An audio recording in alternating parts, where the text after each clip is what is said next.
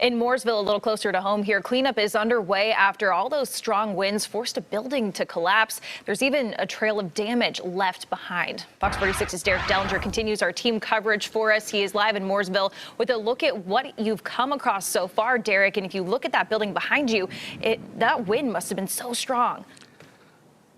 It was strong, and as you can tell, I mean, this was a warehouse. We should mention this right off the top here. This warehouse, nobody was inside at the time, but you can see the damage that's here. It apparently had a bunch of water heaters in there, and as you can tell, some of those water heaters are exposed, but you can see all the insulation that is essentially along the on the ground here, as well as some of the roof and some of the siding as well. This is just a mess, and from what we've been told so far, at least from the owner, he did not want to speak on camera, but he did tell us that most of this damage literally just came from the wind. But if you want to take a look around some of what else we're seeing here as well, there was also a tree that came down also overnight as well, and that's also part of the reason that there's some damage at the apartment complex that's right behind those trees. There was quite a bit of tree limbs that were actually in the roadways there, as well as also causing some damage to some of the shutters around here. But you can see quite a bit of damage, and it's still quite a bit of wind here in Mooresville as well. In fact, it's not as blustery as what Savannah